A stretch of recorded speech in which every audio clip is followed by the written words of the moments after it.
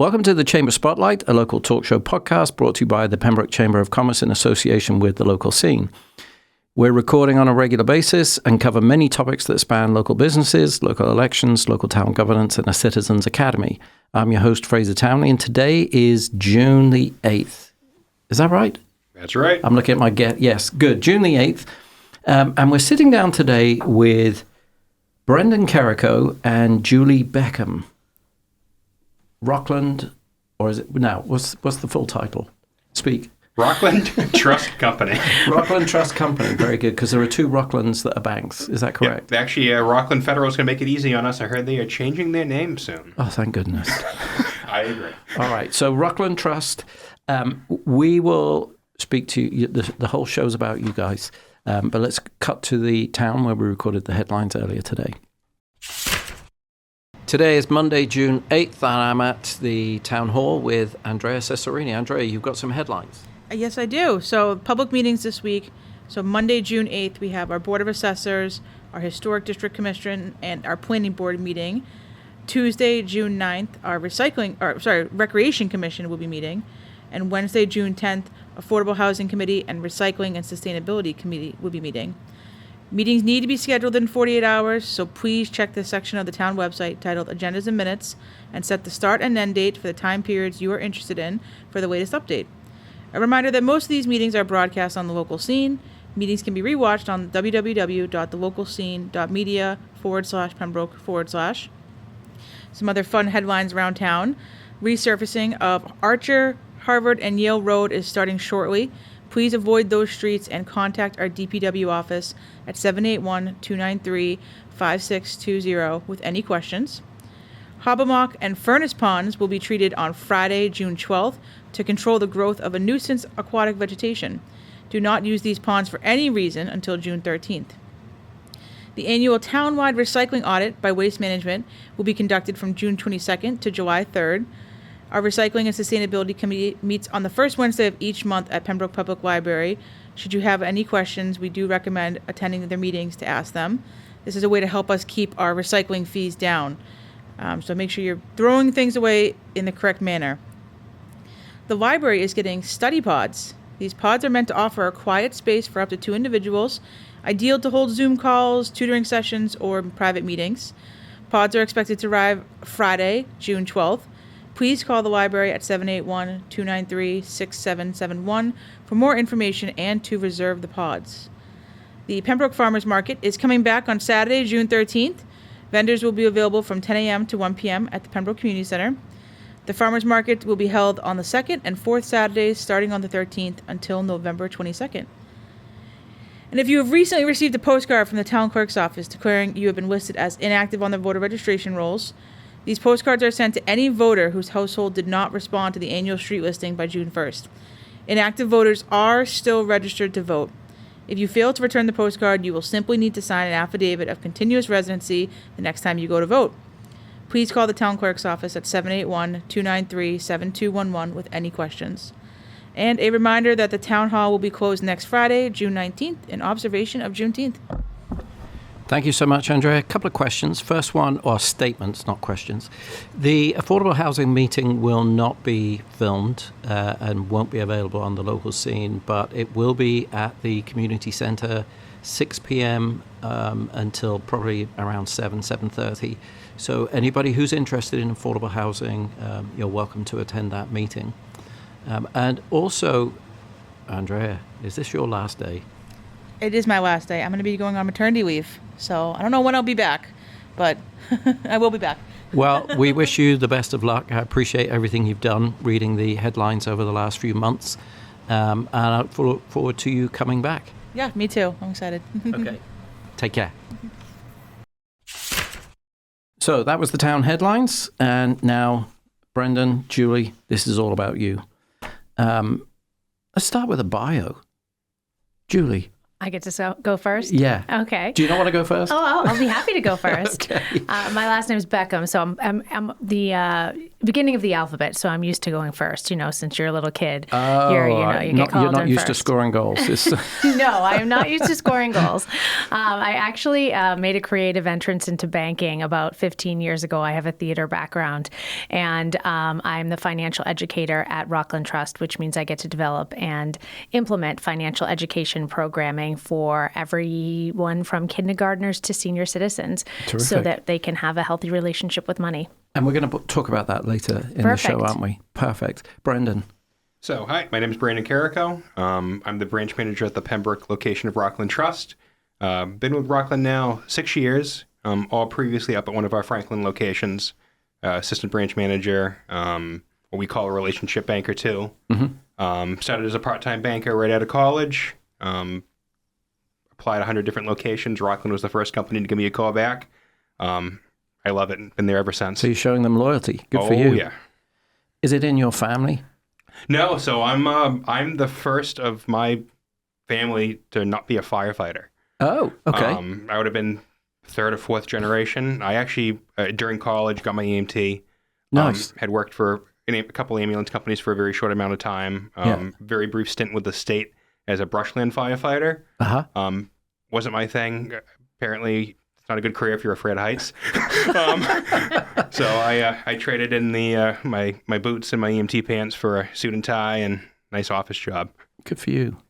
I've got a potential nephew-in-law, who's a roofer, who suffers from vertigo. So I don't know how that works. That's tough. That is a tough career path. My mother, who is the grandmother of she's not sure. She keeps, what do you really do for a living? Anyhow, so that's your bios. I think you gave us a bit of background as well. Your background's entertainment. Yes, Is that right? yeah. Theatre. Mm-hmm. Very good. Tell us about Rockland Trust. Sure The thing. history. Yep. So Rockland Trust was founded in 1907. Correct me if I'm wrong, Julie. I believe you're correct. You're the historian today. I guess. Basically started as a collection of business owners in Rockland who wanted to basically found a community bank and support Rockland businesses. Uh-huh. Basically then it spread across the South Shore. All these years later now we're up to 150 something branches. Wow. Far north as New Hampshire. We finally crossed the border a couple months ago when we acquired Enterprise Bank. Yeah. All the way out west to Worcester, all over Boston, Cape and Islands. Uh-huh. I want to say the Pembroke location has been around since the 1960s. In that same location. And that's a different location. So Right, okay. I want to say back in the early 2000s, late 90s, there was a move. Basically where that Big Y Plaza was before. Mm-hmm. That's where the original location of the branch was. Yeah. Then this, where the branch currently is now, we actually moved that historic building to that location and built the branch off of that. So I believe I remember that happening, and that was about 2002, 2003 sort of time. That sounds about right. Yeah. I want to say I was around for that, but I have no real memory of it. But it was just as I was moving here. It was certainly before what is now going to be the Big Y. Yep, that plaza correct. didn't exist when I first moved here. So And that was from what I understand, the original branch location for Rockland in town. got it. So in terms of, I don't expect you to know the answer to this, but I'm going to ask you anyway. So 150 branches, does that make you one of the biggest in the state or the biggest provincial bank, surely? Definitely is a regional bank. Yeah, we're one of the bigger community banks in Massachusetts. Right. And as a community bank, how do you differ from one of the big banks like Bank of America or Chase? So it really just comes down to the people. Okay. We are, I like to say, a big bank with a small bank feel at this point. Yeah. It's all about helping our customers out, customer service, Yeah. really being involved with the communities, Uh-huh. which I think a lot of some of the big banks can lose. Yep.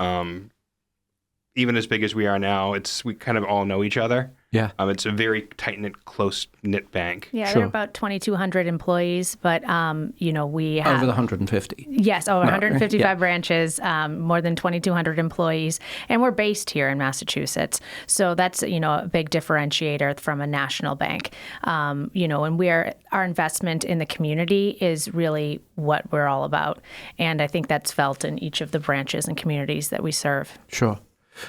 So we didn't prime you for these questions, so I apologize about that. But if you're a customer of Rockland Trust, do you get the same protections like the FDIC insurances and what have you? Is that something that you have to offer as a bank? Yes, or? the FDIC is as part of our, a bank. Okay. So we are FDIC insured, which means that every account holder has a $250,000 insurance on their right, account. and that's federally insured. Are there any other rules that you have to apply, or you don't have to adhere to? Well, there are many rules and regulations that banks have to adhere to, but I'm not sure it makes for fun podcasting to talk. I'm not sure, what particular rules are you thinking about? No, I wasn't thinking about any rules. Like Community Reinvestment Act, that's called CRA, right. which means if we're in a community and we have customers in that community, then we are supporting that community's endeavors when it comes to investing in that community and serving the individuals and families in that community. So the bigger banks don't have to do that? No, every bank has to do that. Okay. And so, I guess it's to what extent is it a have to, or then what grade do you get? And of course there are levels that you're rated on for CRA, but what's your CRA rating? I think it's real. I think it's very good. It's the highest you can achieve. Yes, is what it is. It's very good. Oh, that's terrific. But I think more than that, it's just the culture of Rockland Trust. The culture it's embedded. It's not part. Just because banks have regulations doesn't mean that you don't go above and beyond. And I think that that's what makes Rockland Trust unique and makes, kind of the experience that each of the employees and I think the customers and community members who come in really come back because, your money is important and the relationship that you have with your money and with your banker is also very personal. And so, that's from my experience in banking, that in my experience at Rockland Trust, that's what's our special sauce is that, we are the bank where each relationship matters. And it's not just the tagline. It really is a feel for every employee and every customer that we come into contact with. Terrific. Brendan? No, I would just echo everything Julie just said. That's really why people bank with Rockland, and it's why we work for Rockland. This bank actually cares. Mm-hmm. We care about you as a customer. We care about you as a person. Mm-hmm. You go to every branch, people will know you by name. I've been, besides Franklin, Pembroke, I've helped out in many different locations, gone to many different events, and it just echoes true across our entire company footprint. Yeah. It is really incredible. You just hear stories from people who come to us from other banks, and it really just resonates that the community involvement, the actual care that Rockland Trust has for its customer base is just incredible. Mm-hmm. That's actually very encouraging. And I have to say, so we have a member of your team is on our board. Yep. And Amy. Yep. So Amy has your vibe. I know that sounds... I get it, though. I feel like it is tangible. I think, when people like their jobs, there's a vibe. Yeah. Right? There's a feeling. Hers extends to her clogs, but which, for those that are listening in, Amy has a specific type of glittery clogs, and they match every outfit. She must have a dozen different pairs. Oh, my goodness. But her outfit always matches the clogs.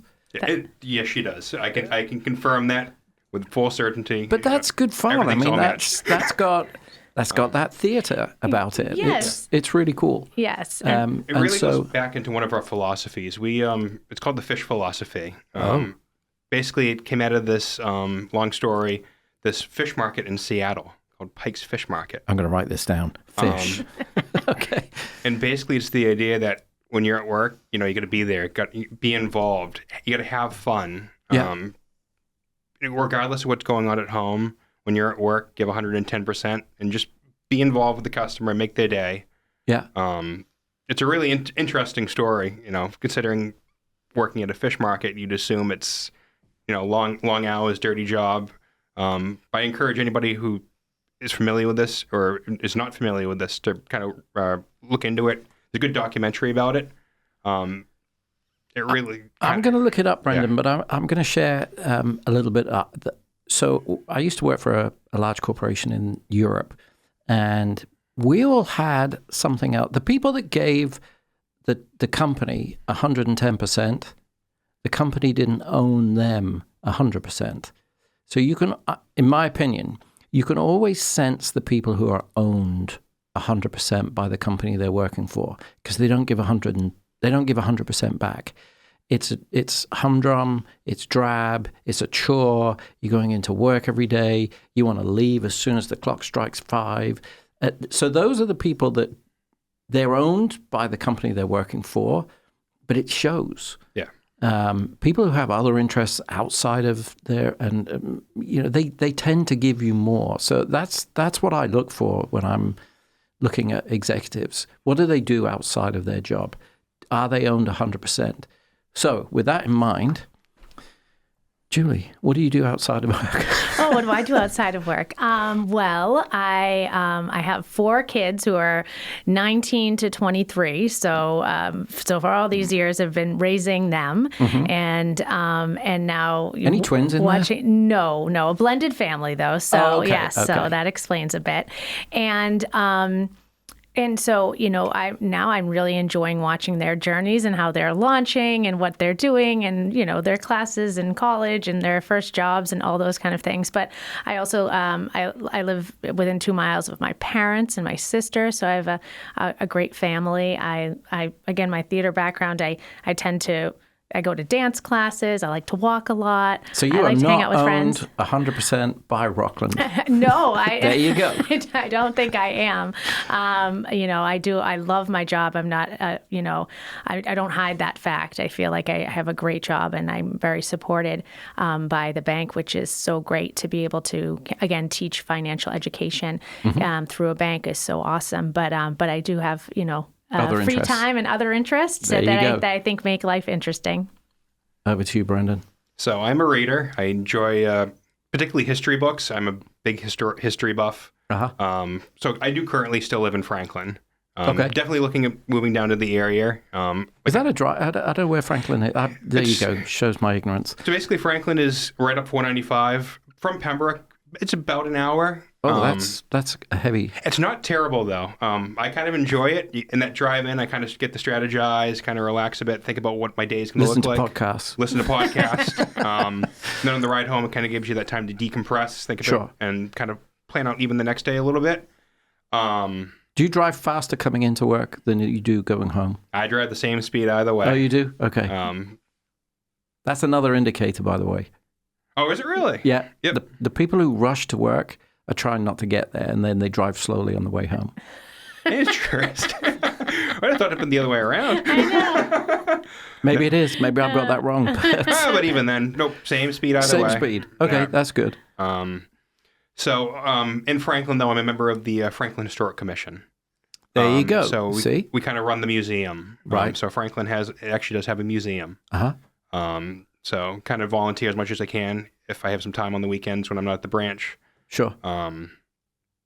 Basically, we have our monthly meetings, make sure, vote on different stuff along those lines. So how old is Franklin? Is it older than... So Pembroke's 1712. 17. So Franklin is newer than that. Okay. We were one part of Wrentham.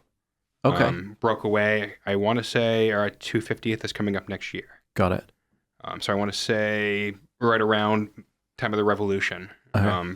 Kind of after. 1 year after. Yeah, 1 year after the Revolution is when we broke away, and that's our independence from Wrentham. Right. That's how we're touting it. Franklin kind of got its name when we did split away. We had asked Benjamin Franklin to donate some money to the church bell. Okay. He sent us his personal library instead. So Franklin Very good. Town's Public Library is the first public library in the United States. Is that right? And it hosts Ben Franklin's personal library. Fantastic. And can anyone can go. Yep. I went there. I was actually, was taken by the branch manager in Franklin to check out the library. It's really cool. And you can thumb through Benjamin Franklin's? They are behind sealed glass. They are. Okay. But when you do look at it, it's like the works of John Locke, Voltaire, kind of really the bedrock of the foundations of how they wrote the Declaration of Independence, U.S. Constitution. Very good. Very fascinating.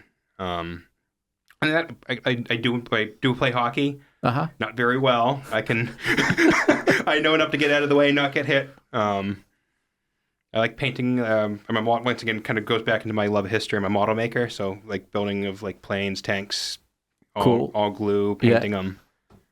I'm learning so much about my coworker right now. This is so exciting. I grew up doing exactly the same stuff. We were all post-war Britain, and it was all about building the tanks that won the war and the planes. Every kid built a Spitfire. You'll like this. One of my backlog right now is a Cromwell. An Oliver Cromwell? Cromwell tank. Oh, Cromwell tank. Yep. Yeah, of course. I'm thinking. I went straight for the Sherman. Very good. Good. Well, that went off in a weird tangent, didn't it? I didn't mean for that to happen. So, Julie, you talked about education. Yes. And I know Brandon and I, we met at one of the social events, and he gave me a pre-interview. Or no, I gave him a pre-interview, and he told me you were going to talk to us about education. Yes. Education. Yes. So go on. So sure, yeah. Rockland Trust is pretty unique to have a financial educator like myself, because it's not typically, it's a relatively new role. So basically, as I said at the beginning, I get to teach every community member from kindergarten to senior citizens about money. And that's because we don't learn about it formally. In fact, in the Commonwealth of Massachusetts, it is not a requirement before graduating from high school. And so we have... Don't you find that a mistake? Yes, don't you think, I do. Yeah. I'm currently, I should have said in my free time, I advocate for this semester-long class at the State House, Yeah. And so as well as advocating for it, my role at the bank is to kind of fill those gaps, because we all have to deal with money, no matter what age we're at. And especially when we're launched into, 18 plus, and you're making big future decisions about your life and your education and your debt. We're very unprepared as residents of Massachusetts. Only 30 states do have this requirement, but we're just not one of them. And so when you get to be an adult, you feel like you should know things already. And so there's a lot of shame that comes with not knowing. And so some of us bury our heads in the sand and then just learn from the school of hard knocks and make mistakes with our money, and then don't reach out to fix those mistakes and don't reach out to find the education. So what I've been trying to do is to kind of fill these gaps in our education about financial literacy, and create programs that are fun and exciting. So for kindergarten through 5th grade, I developed Miss Money's Classroom. And that's a 5-lesson, 5-song curriculum that has a teacher-driven lesson plan, that has activity sheets, that has a song to go with each lesson. And it's in English, Spanish, and Portuguese. And there are 2 animated videos. So a teacher or a parent or guardian can go on the website on rocklandtrust.com, click on Miss Money's Classroom, watch an introductory video, print out a lesson plan, go to the branch, or print out an activity book and listen to these songs and do these fun lessons with their children and learn about making, saving, sharing, and spending money in a fun way. Are the songs written specifically for the program, or are they just okay? Yes. That's great. Yeah, so it's an entire story about Miss Money, this frazzled teacher who has to teach her students, Nick and Penny, about money, and really uses them as information to get, they end up teaching Miss Money about money, which is really fun. It was a stage show that I performed 500 times in front of 80,000 kids over a 10-year period. Wow. And then during COVID, we zoomed into classrooms, but then the opportunity came about to put this online and make it really interactive and fun for even more students and families, and be able to do it in English, Spanish, and Portuguese, which I was not able to do by myself. So it's a really fun way to get to families and normalize talking about money, because that's how you learn, is talking about it. And because it's not taught in schools, and because families, especially in this country, don't really talk about money, it's kind of a taboo cultural topic, then we don't learn. So it's good to, if you can't talk about it, sing about it. You get to do Miss Money's classroom. And then from there, we're at Rockland Trust, my colleagues, myself, are in schools and community centers doing Credit for Life fairs, which are fairs for high school students that teach them budgeting with their, in their fictitious 25-year-old life. They're given a career and a salary, and they have to make choices about their lifestyle on a budget, and volunteers come in to help them do that. So we do Credit for Life fairs. I do workshops about, everything you need to know about money in less than an hour. Obviously, that's a joke. But I'm called upon by principals and teachers, can you come in and teach them everything they need to know? So I do it in a fun and entertaining way to kind of get as much information to them, make them curious so that they can continue to educate themselves and read an article, follow somebody who is an expert on financial education, or listen to a podcast, because we do that as well. We have a podcast called Behind the Curtain, Money Made Simple. Behind the Curtain? So again, leaning into that theatrical background, Behind the Curtain, Money Made Simple is a podcast, and I interview experts and regular people. So I've interviewed financial advisors and accountants, but I've also interviewed people who have started nonprofits, entrepreneurs, and asked them to tell their story and tell us their learning, so that listeners can learn from them and talk about money. So there's a lot of programs and a lot of people involved in all of these financial education programs, but the most important thing really is just to get that conversation started, so that people feel comfortable walking into a branch, talking to someone like Brandon and saying, hey, I have some questions, can you help me? And, sometimes that's the first step in getting educated. And my mission is to really break down that barrier of shame, so that people kind of are invited in and, to pull back the curtains, put their finances center stage, and really invest in learning about their money. Host or guest? What's your preference? Oh, I'm very rarely a guest. So right now, I guess I'm really liking being a guest right now, because I'm not in charge and I don't know what's next. Whereas when you're the host. Oh, you think I'm in charge? Uh-oh, maybe I am in charge. No, because I think when you're the host, there's a lot at stake and a lot going through your mind. Even when I'm answering this question, there's a part of your mind that's like, what am I going to ask next? So there's so you're multitasking a little bit. So this is fun to be a guest. I could get used to this. Cool. No, so kind of to what echo off what Julie was saying too, is it is so fundamental and important to get financial education out, especially to the younger ages. Like Rockland, we run what's called a summer reading program. Yeah. So basically, we have booklets within the branch. Come on in, grab a booklet. After you read 10 books, it runs grades 1 through 8. Yeah. They bring that booklet to us back with one of the parents, and we'll open a savings account for them. And we Rockland will open the account with $25. It's so awesome. It's called okay. It's called Reading Makes Sense. It started June 1st and goes through August 31st. So any child accompanied by their parent or guardian can open one of these accounts, get a book. They can read up to 10 books and get $2.50 for each book. And so up to $25, they can either write about each book or draw a picture about each book, depending on their skill level. Yeah. And they can do this and, start their savings account, which is so cool. That's amazing. That's very cool. So that's available as well. So, we're kind of teaching a lot of things, which is really fun. So did you grow up with any of this education being available? I know I didn't. No. So when I went to high school, I went to Silver Lake. I grew up in Halifax. Oh, cool. Okay. It was like an elective class. It was math of finance, I want to say, is what they touted it. It was like the class you could take senior year. Yeah. If you didn't want to do calculus. Right. Which unfortunately, I find that a lot. If these classes are being offered, I think Julie can echo this too. It's being offered as an elective as the class. Oh, if you don't want to take like a higher level algebra or calculus, but really it's just so important because finance is just fundamental to everyday life. I mean, this is absolutely people's finances are some of the most important, if not one of the most important things in your life. And just how much misinformation there is out there. But what do you think has changed? Because our parents didn't grow up with financial education. The pressure. The pressure. And the marketing. Yeah. So if you think about it, this generation is growing up being advertised to hundreds of thousands of times a day. Mm-hmm. I mean, the pressure is immense. And when they, it used to be back in the day, you come home from school and you didn't think about what happened in school or what was happening in the world because you were in your house, you were in your apartment, you were in your neighborhood.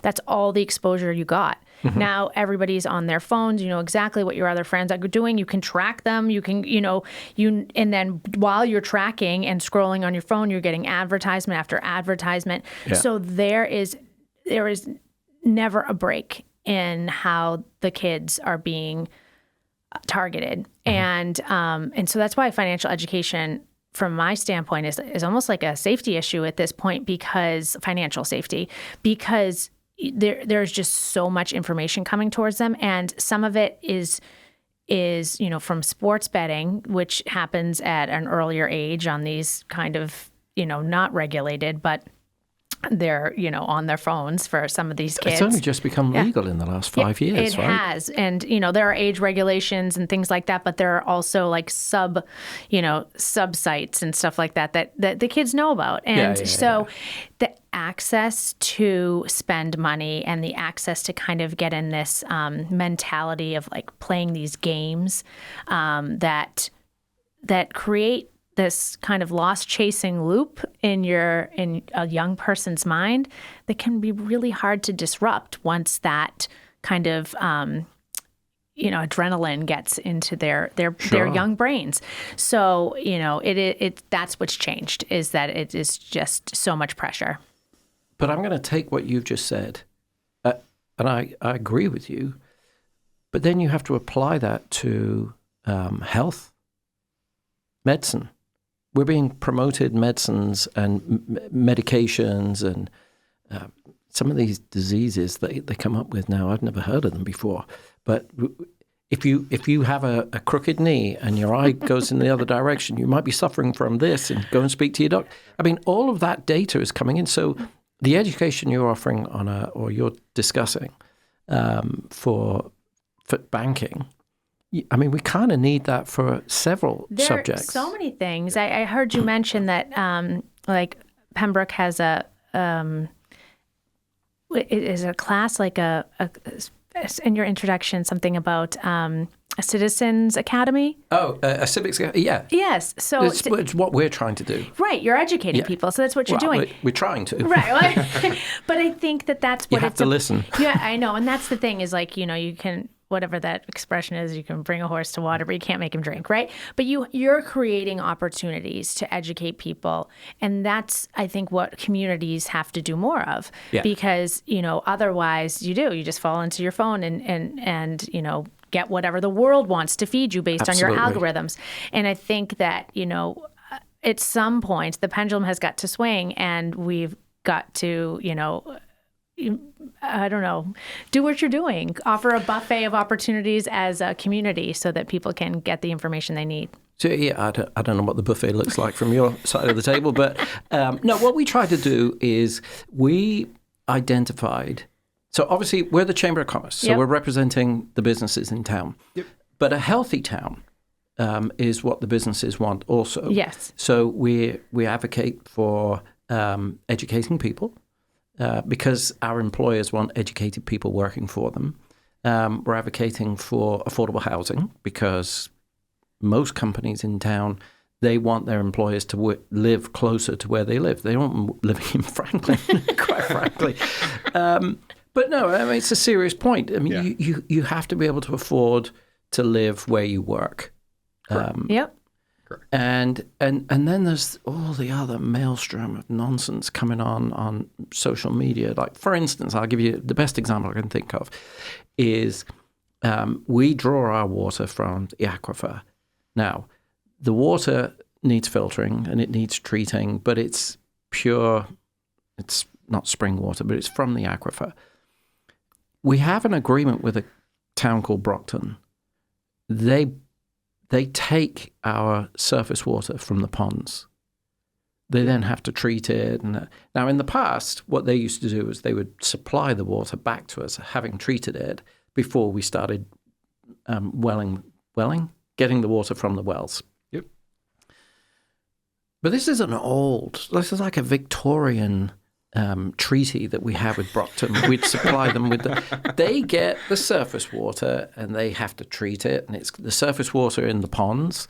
It's got all the nitrates from the runoff from all the homes that live around. I mean, just imagine what you're buying. And yet people still complain that, wow, why did Brockton get to take our water? Please.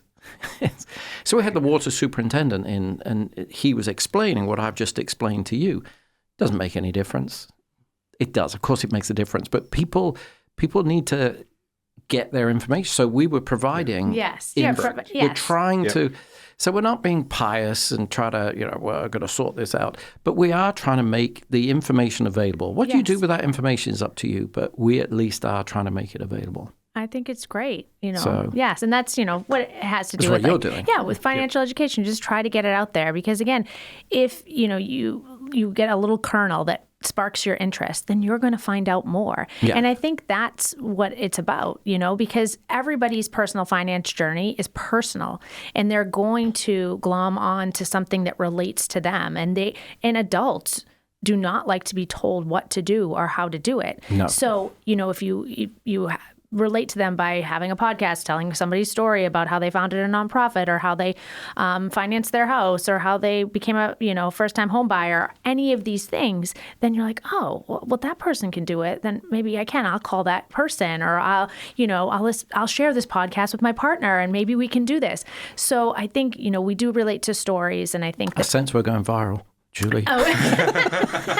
Yeah, we do relate to stories. And I think that the more stories we tell, they create an aspirational element to personal finance, which I think is lost because life is expensive. Things are, always prices are going up all the time. Things seem, you mentioned affordable housing, it's very expensive. We live in a very expensive part of the country.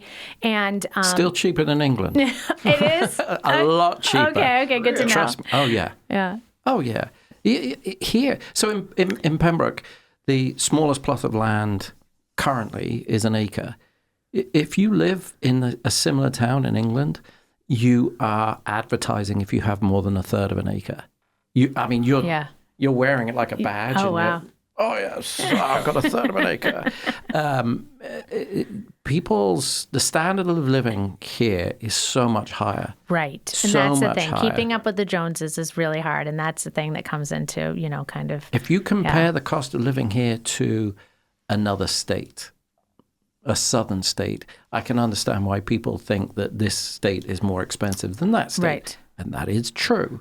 But if you compare it to the rest of the world, it's great value for money. That's a great perspective. Seriously, great value for money. It really is. Yeah.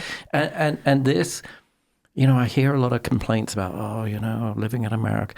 This is the greatest country in the world. It's the longest I've ever lived anywhere.com. I mean, seriously, I haven't stayed in one place for more than 5 minutes. I've lived here for close to 25 years and in the same home. Oh, wow. Because I love it here. It's fantastic.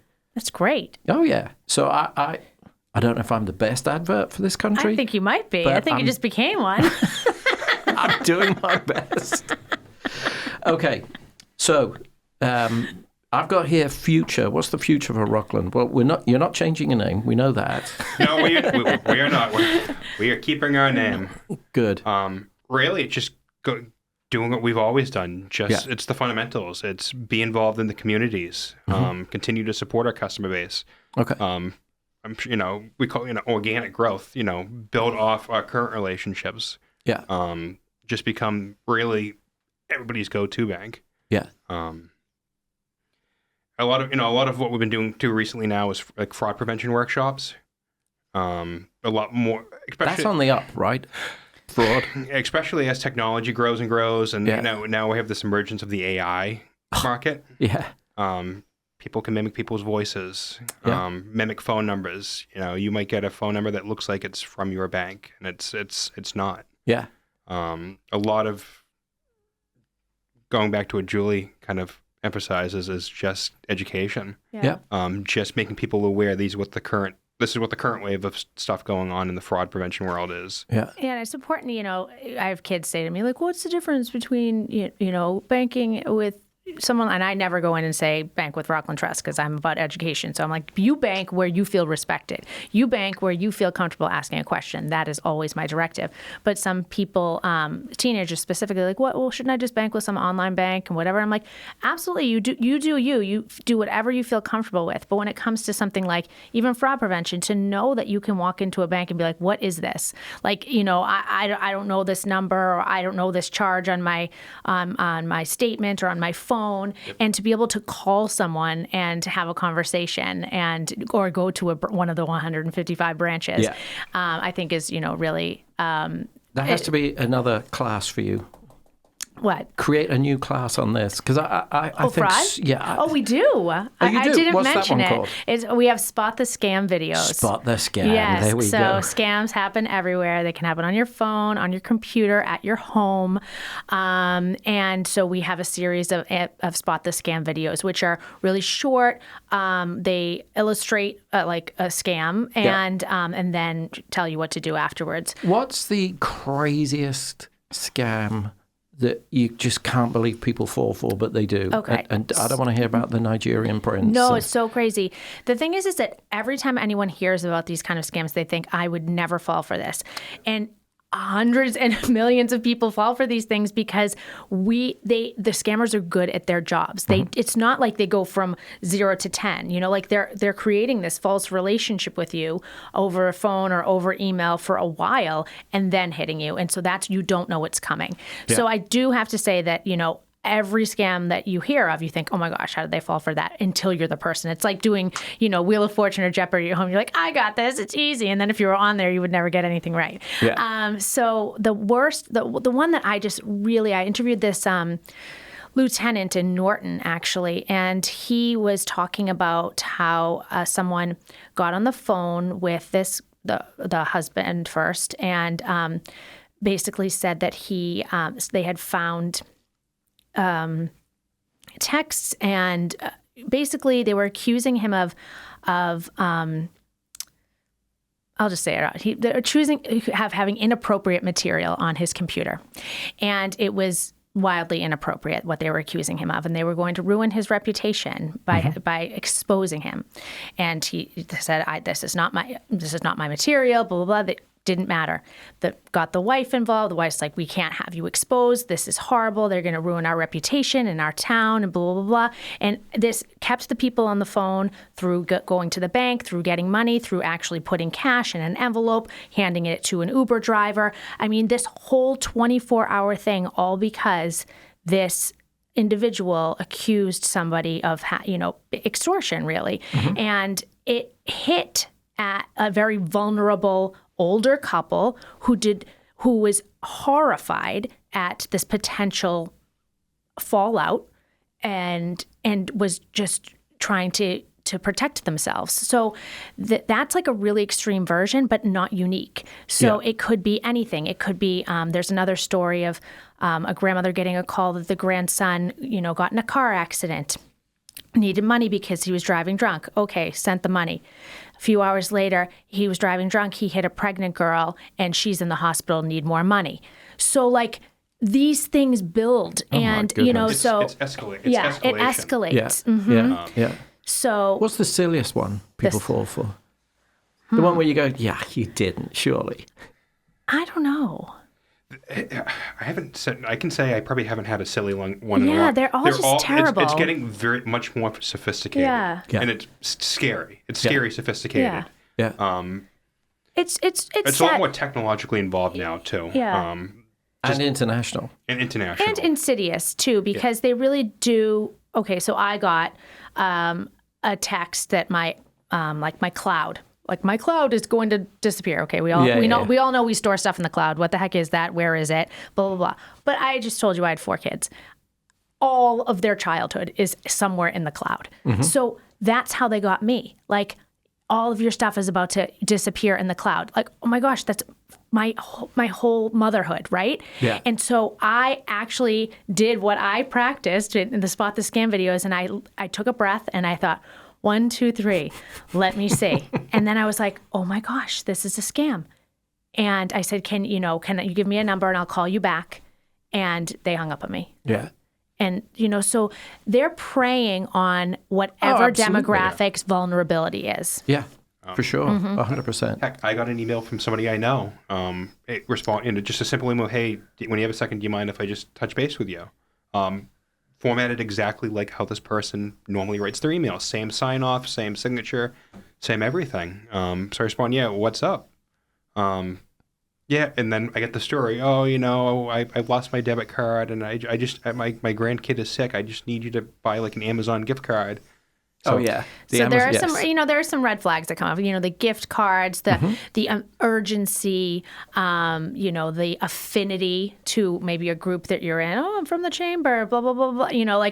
Okay, so they get you in, so you take down your guard, and then that's when you can get in trouble. So yeah, I do think that the Spot the Scam videos, they're quick, they're not pandering, they're just like very informational and get you to a spot where you're like, oh, okay, you're right. I just had to take a breath. Like we all react so quickly, because we have to. I mean, we're living. This is a lovely country and all the things, but like we live in a place where we do have to react really quickly. Things are coming at us really fast, and we have to double check when things are true, and then when things feel funny. I think that we've lost a little bit of the gut check sometimes because we're just reacting. And I think that these scams, you really have to take a breath. I have to, and I don't know whether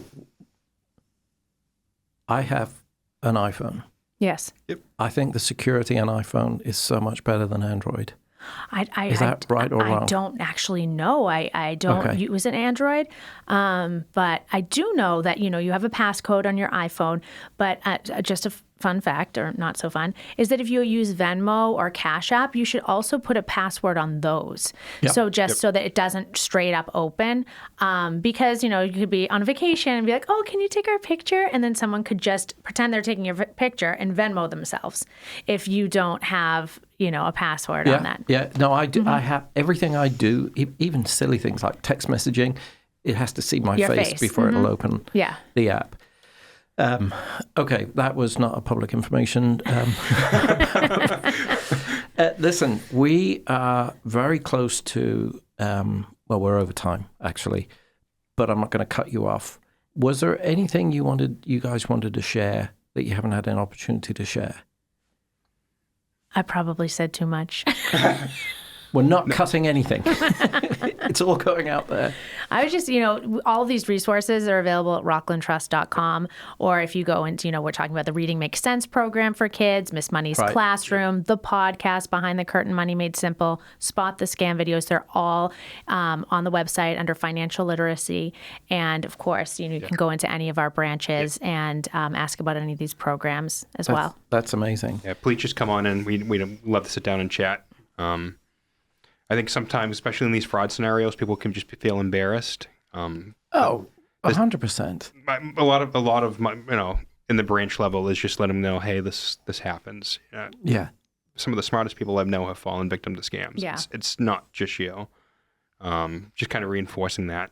I've never actually been scammed, but I've gone down that route. Yes, it's a path, right? Somebody hits you up and you go, oh, maybe you're real this time. Right. And you go down. And I always get to that point where you want to believe, you think you're doing good, you think you're doing right. Right. But then, so we just need your debit card to... Actually, the worst one I ever got was somebody invested money in my company and they wanted to invest it in a particular bank, which was an overseas bank, which meant I had to open an account with the overseas bank. I said, fine, that's no problem. They transferred a lot of money, like $4 million into this bank account. My online account, I had an app. They suggested I have the app because then it reads my eye retina and stuff. So I had all of this. I saw the money there. My CFO said, okay, so what we want to do is it's probably best for us to keep that overseas, offshore. Let's transfer the burn rate for this month, $100,000. As soon as I try to transfer the $100,000, you need to pay us the banking fee. Oh, what's that? $1,600. So the whole thing was a scam. Right. The investor was a scam. The bank was a scam. Wow. Everything was a scam. But it seemed, I have to tell you, it was so sophisticated. Yeah. Yep.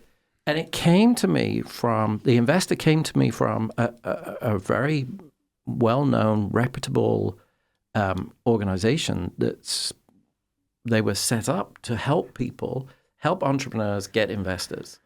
Wow. And I've spoken to them since and said, this one was a bit dodgy. Yeah. They were, there's nothing we can do about that. Yeah. I mean, I've even seen people apply, Indeed.com. That website is to apply and get jobs. Right. And Yeah. sure enough, they get that check. This is for startup cost. Yeah, Yep. again, targeting a vulnerable population, people who want work. So it's about targeting those vulnerable populations. Absolutely. Just pay us the $400 now so that you can get the $1,000 sign-on fee. Yeah, it's all scary. But the point I was going to make is it seemed like a really low number for such a magnificent. I mean, it was like a 6-month process, which I expected it to be. If you get that kind of money as an investment, you expect the process to be long. Yeah, exactly. And it didn't cost me money, but it did cost me time. Yeah. And it cost my CFO time. Yeah. And we were preparing documents and we were doing all the work that you needed to do, which we were expected to do. But for $1,600, it seemed like you do better than that. You almost felt insulted. Kind of, yeah. So I'm like, okay. But yeah, no, there's so many scams out there. They're so sophisticated. It's good that you're educating people. Yeah, yeah. All right, wait. Just say no. Just say no, yes. Stranger danger. Okay, so I've given you both the opportunity for your final words. That's it. I think we're cut off. Okay. So I want to thank my guests, Julie and Brendan. Really, really informative. Really appreciate that. I also want to thank thank you for participating, but also thank the listeners for tuning in. This podcast will be available on Apple, Spotify, and YouTube with additional links to our Facebook page. Don't forget to like us on Facebook at the Pembroke Chamber of Commerce. And if you're interested in becoming a member of the Chamber, please go to the Pembroke Chamber of Commerce website, pembrokechamber.org. Brendan, Julie, this has been a great podcast. I've thoroughly enjoyed it. Thank you so much for coming on. Thank you so much. It's been great. Thank you for having me. I really appreciate it.